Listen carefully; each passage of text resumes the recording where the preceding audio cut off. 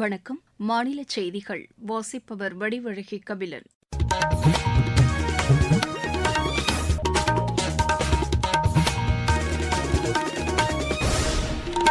தலைப்புச் செய்திகள். நவீன காலத்தில் ஏற்படக்கூடிய நோய்களுக்கு ஒருங்கிணைந்த பாரம்பரிய மருத்துவம் தீர்வு காணும் என்று குடியரசு துணைத் தலைவர் திரு சி.பி. ராதாகிருஷ்ணன் கூறியுள்ளார்.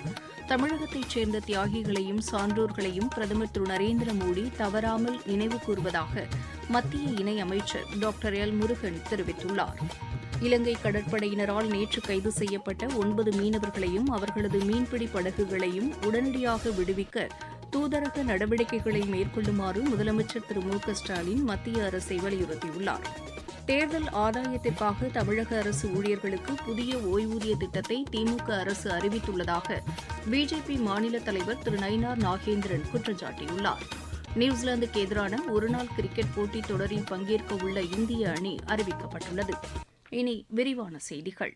நவீன காலத்தில் ஏற்படக்கூடிய நோய்களுக்கு ஒருங்கிணைந்த பாரம்பரிய மருத்துவம் தீர்வு காணும் என்று குடியரசு துணைத் தலைவர் திரு சி.பி. ராதாகிருஷ்ணன் கூறியுள்ளார். சென்னையில் தேசிய சித்தா தினத்தையொட்டி இன்று நடைபெற்ற நிகழ்ச்சியில் பேசிய அவர், சித்த மருத்துவம் பழங்கால தன்மை கொண்டதாகவும் புதிய நோய்களுக்கு தீர்வை ஏற்படுத்தும் மருத்துவ குணம் கொண்டது என்றும் தெரிவித்தார். அகத்தியர் காலத்து வாழ்க்கை முறைகளில் பாரம்பரிய மருத்துவ குணங்கள் கொண்ட மூலிகைகள் பயன்படுத்தப்பட்டதாகவும் அன்றாட உணவாக அவை இருந்ததாகவும் அவர் தெரிவித்தார். சித்தா, ஆயுர்வேதா, யுனானி, யோகா ஆகிய அனைத்தையும் ஒருங்கிணைத்து ஆயுஷ் அமைச்சகம் உருவாக்கப்பட்டதாகவும் கோடிக்கணக்கான மக்கள் பாரம்பரிய மருத்துவத்தால் பயனடைந்திருப்பதாகவும் அவர் குறிப்பிட்டார். உடல் ஆரோக்கியம் பாதுகாத்தல், மனநலன் பராமரித்தல் மற்றும் இயற்கையுடன் ஒன்றி வாழ்தல் ஆகியவற்றின் அடிப்படையில் சித்தர்கள் வாழ்ந்த காலம் இருந்ததாகவும் நவீன கால இடர்பாடுகள் எதிர்வினையாற்றி இருப்பதால் நோய்கள் பெருகி இருப்பதாகவும் கூறிய அவர், சித்த மருத்துவம் அதற்கு தீர்வு காணும் என்று நம்பிக்கை தெரிவித்தார். பிரதமர் திரு நரேந்திர மோடி தலைமையிலான அரசு மரபு வழியிலான மருந்துகளை பாதுகாப்பதற்கும் அவற்றை சர்வதேச அரங்கிற்கு கொண்டு செல்வதற்கும் அயராது நடவடிக்கை எடுத்து வருவதாக அவர் குறிப்பிட்டார். மூலிகைகள், சித்த மருத்துவம், ஆராய்ச்சி ஆகியவை குறித்த தகவல் பெட்டகம் டிஜிட்டல் மயமாக்கப்பட்டிருப்பதாக திரு சி.பி. ராதாகிருஷ்ணன் தெரிவித்தார். அனைவருக்கும் இந்த புத்தாண்டு இறையருளால் மகத்தான வெற்றிகளையும் மகத்தான மகிழ்ச்சியையும் மகத்தான வளத்தையும் கொண்டு வந்து சேர்க்க வேண்டும் என்று நான் இறைவனை வேண்டி உங்களை வாழ்த்தி, It gives me great pleasure to join you on this 9th Siddha Day celebrations when we pay homage to the great sage Agathya. அகத்திய மாமுனிதான் இந்த சித்த வைத்தியத்தினுடைய குரு, கடவுள் என்று சொல்லலாம். அவருடைய நினைவை போற்றி இன்றைக்கு மிக அற்புதமான விழாவாக இது அமைந்திருக்கிறது.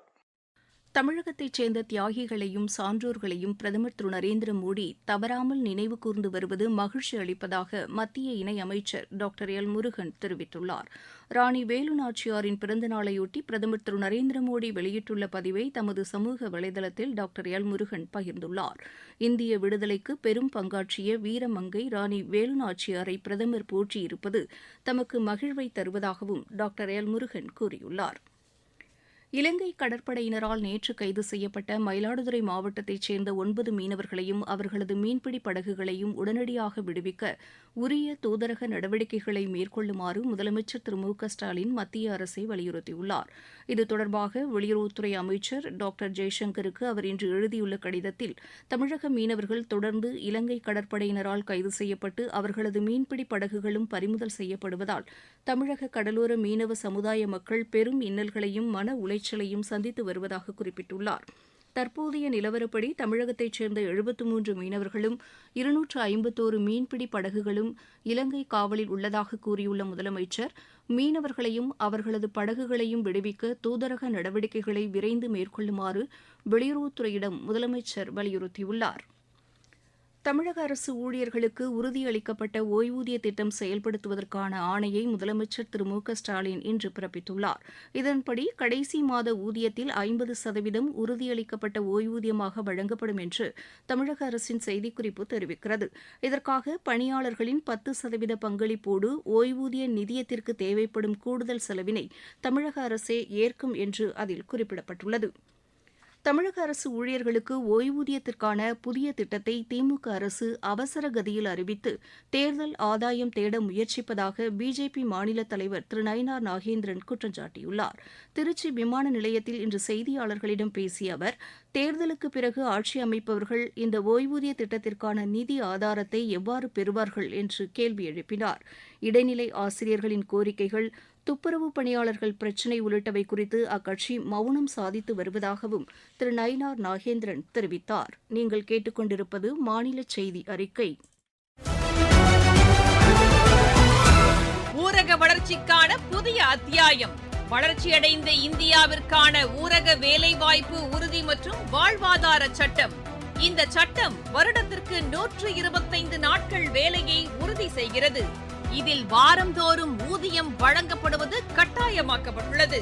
பணி முடிந்த 15 நாட்களுக்குள் ஊதியம் வழங்குவதை உறுதி செய்வதற்கான அம்சங்களும் இதில் இடம்பெற்றுள்ளன. ஊதியம் காலதாமதமாக வழங்கப்பட்டால் அதற்கான இழப்பீட்டுத் தொகைக்கும் இதில் வகை செய்யப்பட்டுள்ளது. வளர்ச்சியடைந்த இந்தியாவிற்கான பயணத்தில் மோடி அரசு தொடரும் சீர்திருத்த நடவடிக்கைகள்.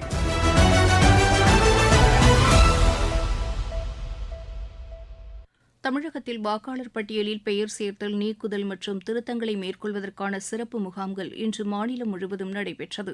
இதில் ஏராளமானோர் பங்கேற்றதாக எமது செய்தியாளர்கள் தெரிவிக்கின்றனர். கன்னியாகுமரி மாவட்டம் கடையால் பேரூராட்சிக்கு உட்பட்ட பகுதியில் உள்ள பழங்குடியின மக்களிடையே நடைபெற்ற வாக்காளர் பட்டியல் சிறப்பு திருத்த விழிப்புணர்வு முகாமை மாவட்ட ஆட்சியர் திருமதி அழகு மீனா பார்வையிட்டார். அனைத்து வாக்குச்சாவடி மையங்களிலும் இந்த முகாம்கள் நாளையும் நடைபெறும் என்று அறிவிக்கப்பட்டுள்ளது. மத்திய அரசின் வளர்ச்சியடைந்த இந்தியாவிற்கான ஊரக வேலைவாய்ப்பு உறுதி மற்றும் வாழ்வாதார இயக்கம் பெரும் வரவேற்பை பெற்றுள்ளது. இந்த இயக்கத்தின் மூலம் வேலை நாட்கள் 125 நாட்களாக உயர்த்தப்பட்டுள்ளதுடன் காலதாமதமின்றி வங்கிக் கணக்குகளில் ஊதியம் செலுத்த வழி ஏற்பட்டுள்ளதாகவும் நீலகிரி மாவட்டத்தைச் சேர்ந்த பயனாளிகள் எமது செய்தியாளரிடம் தெரிவித்தனர். என் பேரு பாலமுருகன். மத்திய அரசு 100 நாள் வேலை திட்டத்தை 125 நாளா பண்ணியிருக்காங்க. அந்த 125 நாளுடைய காசை அவங்களுக்கு கரெக்டா அவங்க அக்கௌண்ட்டுக்கு போகிற மாதிரி இருக்கு. தவறும் பட்சத்தில் அவங்களுக்கு 0.05 வட்டியோடு சேர்த்து கொடுக்க சொல்லியிருக்காங்க. என் பேர் ஆர் முத்துராஜ்குமார். இப்ப மத்திய அரசு நிறைய சீர்திருத்த திட்டங்களை கொண்டு வந்துட்டு இருக்காங்க. 100 நாள் வேலை வாய்ப்பு திட்டம் இப்போ 125 நாளை விரிவு பண்ணியிருக்கிறாங்க. ஒரு வரமுறைக்குள்ள நம்ம வேலை செய்யணும், என்ன செய்ய போறோம் அதை பிளான் பண்ணிட்டு ஒர்க் செய்யணும்ன்றது சென்ட்ரல் கவர்மெண்டோடைய ஸ்கீம். இது ரொம்ப நல்லா இருக்கு. ஆஃப்டர் 15 டேஸ்க்குள்ள சேலரி கிரெடிட் ஆகணும், கம்பல்சரி ஆயிரும். இந்த விவசாயங்கள்லாம் பாதிக்காது, ஆள் பற்றாக்குறை ஏற்படாது. ஸோ இது ரொம்ப யூஸ்ஃபுல்லா இருக்கும்னு நான் நினைக்கிறேன். மாவட்டச் செய்திகள். மதுரை அவனியாபுரம் ஜல்லிக்கட்டு போட்டிக்கான முன்னேற்பாடு குறித்த ஆலோசனைக் கூட்டம் மாநில அமைச்சர் திரு மூர்த்தி தலைமையில் இன்று நடைபெற்றது. நாமக்கல் மாவட்டம் பரளி ஊராட்சியில் பறவை காய்ச்சல் முன்னெச்சரிக்கை நடவடிக்கை குறித்து ஆட்சியர் திருமதி துர்காமூர்த்தி ஆய்வு மேற்கொண்டார். காஞ்சிபுரம் மாவட்டத்தில் உள்ள செவித்திறன் குறைபாடு உடையோருக்கான உயர்நிலைப் பள்ளியில் நடைபெற்ற கலை நிகழ்ச்சியில் பங்கேற்ற மாணவர்களுக்கு ஆட்சியர் திருமதி கலைச்செல்வி மோகன் சான்றிதழ்களை வழங்கினார். திருவண்ணாமலை அருள்மிகு அருணாச்சலேஸ்வரர் ஆலயத்தில் ஆருத்ரா தரிசனம் இன்று வெகு விமரிசையாக நடைபெற்றது. விளையாட்டுச் செய்திகள். நியூசிலாந்துக்கு எதிரான ஒருநாள் கிரிக்கெட் போட்டித் தொடரில் பங்கேற்க உள்ள இந்திய அணி அறிவிக்கப்பட்டுள்ளது. சுப்மன் கில் தலைமையிலான இந்த அணியில் ரோஹித் சர்மா, விராட் கோலி, முகமது சிராஜ் உள்ளிட்ட 15 பேர் இடம்பெற்றுள்ளனர். இரு அணிகளுக்கும் இடையேயான முதலாவது ஒருநாள் சர்வதேச கிரிக்கெட் போட்டி வதோதராவில் வரும் 11ஆம் தேதி நடைபெறுகிறது. ஹாக்கி இந்தியா லீக் போட்டியில் இன்று நடைபெறவுள்ள ஆட்டத்தில் தமிழக அணி ஹைதராபாத் அணியை எதிர்கொள்கிறது. சென்னையில் இப்போட்டி இரவு 7 மணிக்கு தொடங்குகிறது. இந்தியாவுக்கு எதிரான முதலாவது இளையோர் ஒருநாள் கிரிக்கெட் போட்டியில் 302 ரன் எடுத்தால் வெற்றி என்ற இலக்குடன் பேட் செய்து வரும் தென்னாப்பிரிக்கா சற்று முன் வரை 4.5 ஓவரில் ஒரு விக்கெட் இழப்பிற்கு 35 ரன் எடுத்துள்ளது. பெனோனியில் நடைபெற்று வரும் இப்போட்டியில் முதலில் விளையாடிய இந்தியா நிர்ணயிக்கப்பட்ட 50 ஓவரில் 301 ரன் எடுத்து ஆட்டமிழந்தது. திருச்சி மத்திய மண்டல அளவிலான தீயணைப்பு வீரர்களுக்கான விளையாட்டுப் போட்டி பெரம்பலூரில் இன்று தொடங்கியது. மீண்டும் தலைப்புச் செய்திகள். நவீன காலத்தில் ஏற்படக்கூடிய நோய்களுக்கு ஒருங்கிணைந்த பாரம்பரிய மருத்துவம் தீர்வு காணும் என்று குடியரசு துணைத் தலைவர் திரு சி.பி. ராதாகிருஷ்ணன் கூறியுள்ளார். தமிழகத்தைச் சேர்ந்த தியாகிகளையும் சான்றோர்களையும் பிரதமர் திரு நரேந்திர மோடி தவறாமல் நினைவு கூறுவதாக மத்திய இணையமைச்சர் டாக்டர் எல். முருகன் தெரிவித்துள்ளார். இலங்கை கடற்படையினரால் நேற்று கைது செய்யப்பட்ட 9 மீனவர்களையும் அவர்களது மீன்பிடி படகுகளையும் உடனடியாக விடுவிக்க தூதரக நடவடிக்கைகளை மேற்கொள்ளுமாறு முதலமைச்சர் திரு மு.க. ஸ்டாலின் மத்திய அரசை வலியுறுத்தியுள்ளார். தேர்தல் ஆதாயத்திற்காக தமிழக அரசு ஊழியர்களுக்கு புதிய ஓய்வூதிய திட்டத்தை திமுக அரசு அறிவித்துள்ளதாக பிஜேபி மாநில தலைவர் திரு நயினார் நாகேந்திரன் குற்றம் சாட்டியுள்ளார். நியூசிலாந்துக்கு எதிரான ஒருநாள் கிரிக்கெட் போட்டித் தொடரில் பங்கேற்க உள்ள இந்திய அணி அறிவிக்கப்பட்டுள்ளது. இத்துடன் இந்த செய்தி அறிக்கை நிறைவு பெற்றது.